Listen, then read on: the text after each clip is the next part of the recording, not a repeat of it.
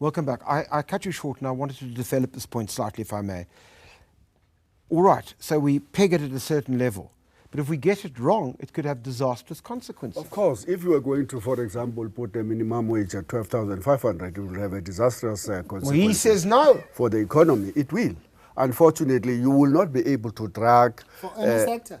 No, I'm saying that we're arguing for a single figure across the economy, and we see this figure basically as an indicative, not as the amen. Okay, no, then we're against that. So if this is where you want to drag the lowest paid to, you've got to take into consideration that today, domestic workers in terms of the sectoral determination are at 1,877. Farm workers are at 2,400.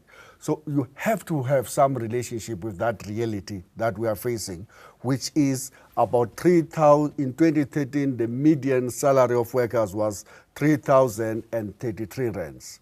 That's what we are trying to fight against. Okay. We want to improve that so that workers can have disposable income and propel the economy forward. So there's a, can I just put this to you? There's an irony here.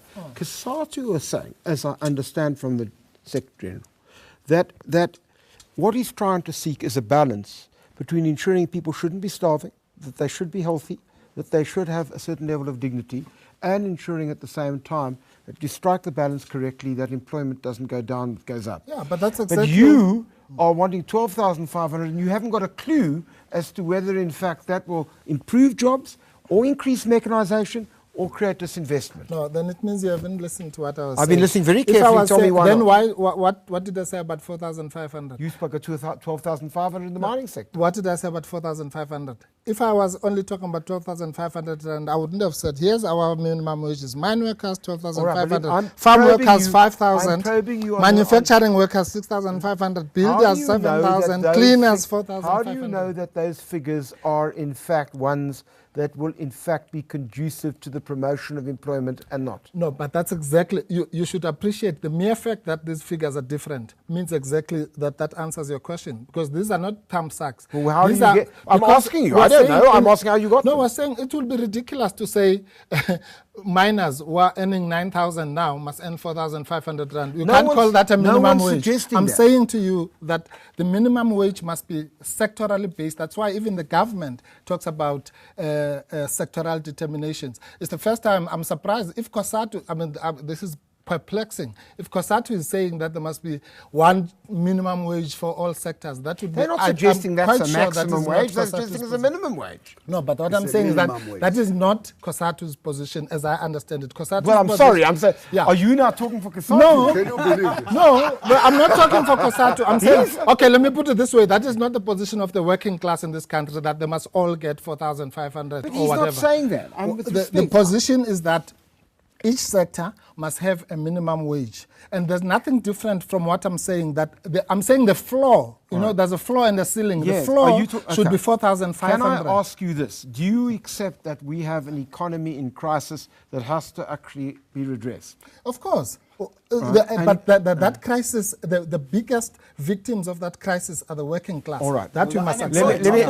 Yes, and let me have this side of the table. Got to have a chance. Yes, I think we must be careful here. Is that minimum wage cannot be a replacement for collective bargaining. Or for a living wage struggle. And minimum wage cannot be used to undermine collective bargaining. If workers want a million rand, the law is there, the framework for collective bargaining is there. Minimum wage is a floor, the basic. That's it. Therefore, you can't demand a minimum wage of 12,500. That workers must negotiate. If they want to go on strike on that, they can go out on strike and demand that. But minimum wage is to ensure that people live a decent life. And the only other thing... I'm going to give you a chance. Just one example that I want to give. Yeah, you're getting very excited. In the farming sector, last year, 2 years ago, we had a strike in the Western Cape, big strike. Workers were demanding 150 rand a day. We could not give them 150 rand a day, which is far less than 4,000, which is far less than 12,000. And the reason that we could not legislate it, because the law allows it, could not legislate it, is purely one. We as Stellenbosch University to do a research. They came back to us and said, 150 rand is not enough to take workers out of poverty.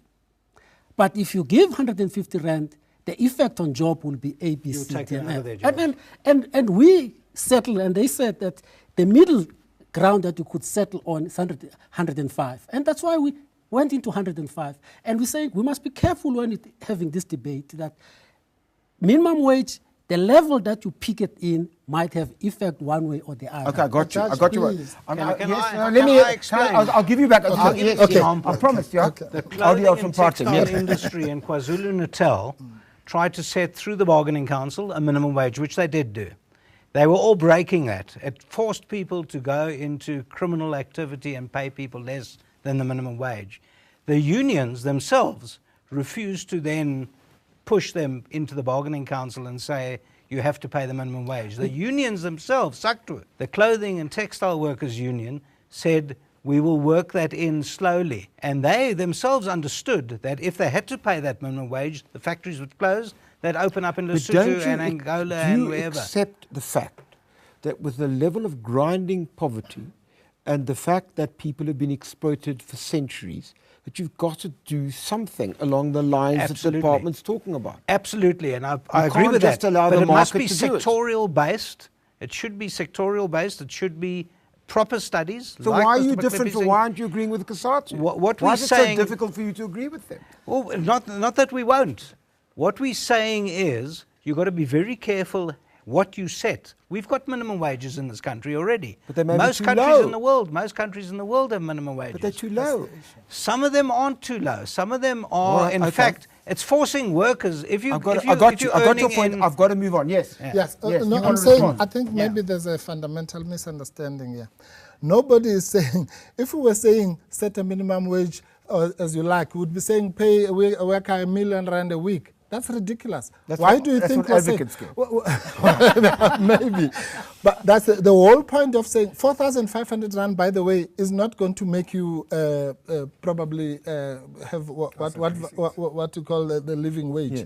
So the reason why we call for 4,500 rand is because the argument that is being bandied about here of you must be realistic, it mustn't be too high, is already inbuilt. When you say 12,500 rand in the mining sector, I got you. It is because I got your point. Yeah. Can I just ask you this, because I've got to close. A lot of this is also to do with the question of the absence of a really proper social wage. Absolutely. The amount that transport costs and medical costs and educational costs. What are you doing about that part? That's why we're calling for a package. We're not calling for a single silver bullet. It won't work.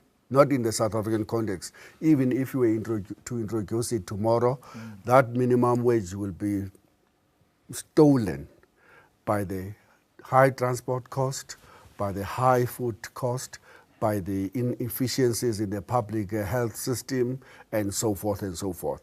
That's why it has to be situated in a multi-pronged intervention strategy that is political. So there's a big onus on the state here. It's absolutely. Well, and you're in part of the alliance then. We're part of the alliance. So you should be shouting a lot more. We are, and as we have been noticing that we do that consistently. And on this particular case, we've got the ANC government to agree on a principle. Okay. No, on a principle, it is agreed. By the way, I must just say, the EFF position, I understood it properly only today. They're not calling for the national minimum wage. They are calling for sectoral minimum wage, a position closer to what the DA is saying. No. Except that their figures... No, that's mischievous. That's mischievous. I haven't run out of time. That is very mischievous. What you're saying is that if DA asks for slave wages... It's a sectoral minimum wage. Samu has a different sectoral wage to Nehau. I'm afraid you are misrepresenting... All right, you made your point.